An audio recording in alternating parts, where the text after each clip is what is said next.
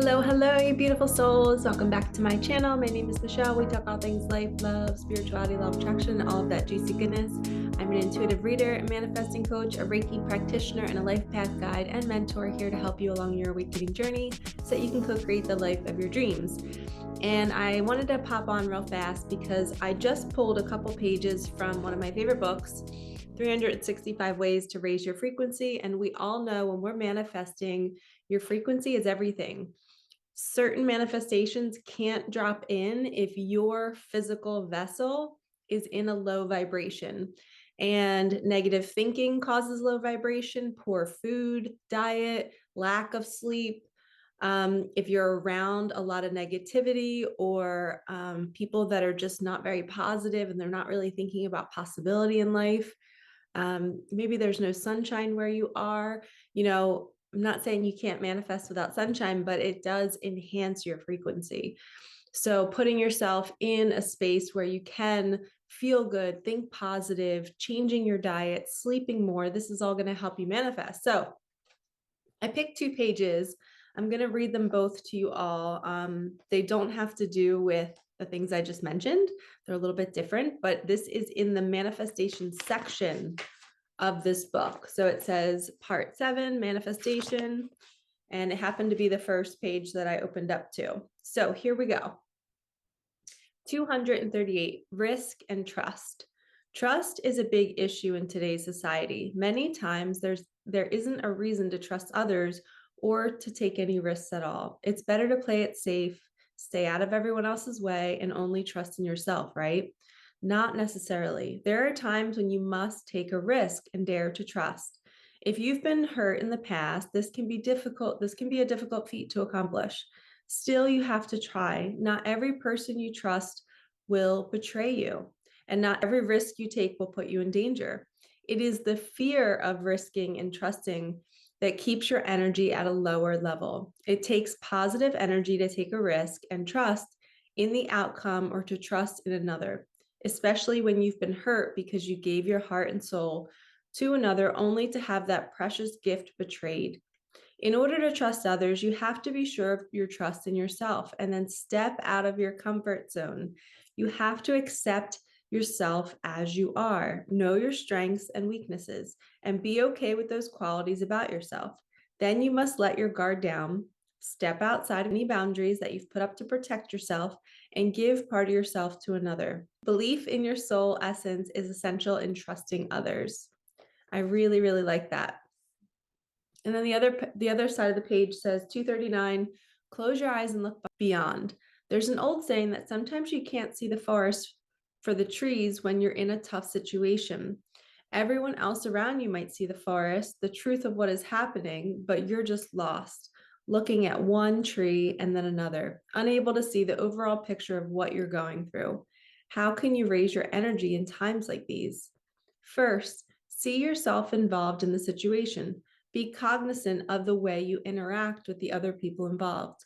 Look at the situation. Let the scenes of what you're going through unfold in your mind as if it's on a movie screen. Now imagine trees growing up from the ground, filling in the area until you can't see anything but the trees. The people you were with are lost somewhere in the trees. You can no longer see rooms, buildings, or roads that may have been a part of the scene playing out in your mind. There's nothing in front of you but the trunks of trees and the bark rough against your hands. Their leaves high above in a canopy that keeps you in the shade or dark. You feel the coolness of the forest and the dirt beneath your feet. Close your eyes. Imagine that you are standing still and the trees are moving away from you at great speed. The trees somehow rush away from you, leaving you in the open. When you feel that the trees are no longer surrounding you, open your eyes. The forest is now in the distance, and the situation you are involved in is being played out, your part included, in a clearing just outside of the forest. It's far away, but you can hear and see everything that is going on as if you're right there. Watch the situation from the outside looking in. Now you see the forest, the whole situation, not just the trees, those individual events you're involved in. Listen closely to what people are saying and the actions they're taking as you watch the situation unfold before you. Look at how you act and respond to them. Now that you've stepped back, do you see something different?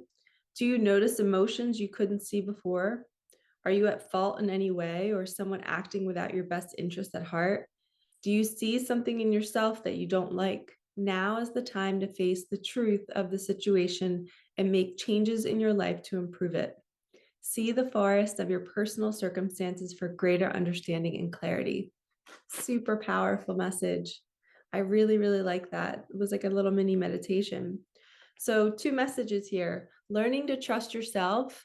And a lot of times we can't find that trust when we're in the forest and we can't see what's going on. So, we have to take ourselves out of that situation, look from a higher perspective. And sometimes that means literally leaving your environment for a little bit so you can see it more clearly. Energy changes anytime you go and your eyes are literally looking at something different. It could be 2 streets down the road. You just go there for a couple minutes and all of a sudden you get this new clarity. So even just pulling yourself physically out of your environment, you're going to have more clarity about what's really going on and who's really down for you and who's really being honest with you, because your intuition might be right. You might not be trusting these people because they're not trustworthy and you're trying to force it and they're never going to change. So you can't force yourself to find trust in somebody when they're not proving that they want to be trusted. And when you can finally see that, then you see, oh, wow, like it's not my trust issue. It's just not somebody I can trust. So I have to learn to pull back my energy and then really just trust myself in that moment. And that makes me stronger. And now I can move forward knowing, okay, that's a red flag.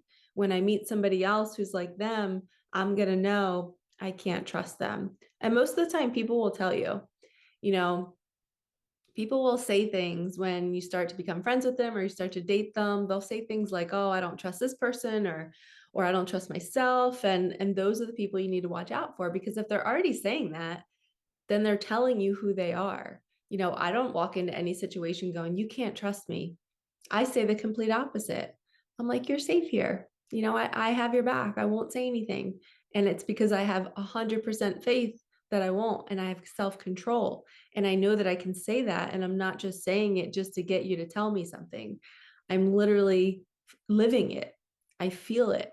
So when we're manifesting, we have to learn to trust ourselves. We have to learn to trust that little intuition that's saying like, hey, go here, or maybe you should move, or maybe you should, reach out to that boss, or maybe you get an offer and you're really thinking, is this right for me? Your intuition will tell you.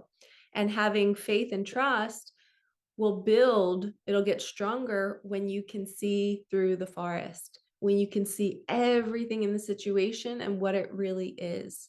That's when your manifesting game becomes so strong, because you can see a sign, you can take action towards it, and then you can also weed out the tests and you can weed out the situations where it's not good for you. And the universe is throwing you a little test here to distract you, and you're not going to fall for the distraction. You're going to go toward your desire, even though you might have a little bit of fear and worry, but you know it's truly what you want. And there is a difference between being off your path and feeling fear and knowing that you got to go towards it. Dissonance is a real thing. When something is not aligned with your path, you will feel it in your bones. And a lot of people think that's fear and they have to push through it and keep going. And it's not. It's your body and your soul saying, this isn't healthy for you. Get out of this. And then when there's fear about something that you want to do, it's almost like a nervousness, like you're about to perform somewhere and you're like, oh my gosh, I don't think I can do it. But it's not crumbling. It's more just like, I really know that I want to do this and I have to move through this excitement. I can't wait to see who I am after this. So there is a difference there. I felt guided to share that for some reason. Maybe it's for somebody out there watching, where you're trying to discern if you're off your path or on your path. And because fear is present in both. There's fear of, I feel like I'm not supposed to be here. That's fear. And then there's fear of, I want to go do this, but I'm scared I'm going to mess up, or I'm going to fail, or people are going to judge me. There's 2 different fears there. So I like to help people discern between both. So if you need help, book a session with me.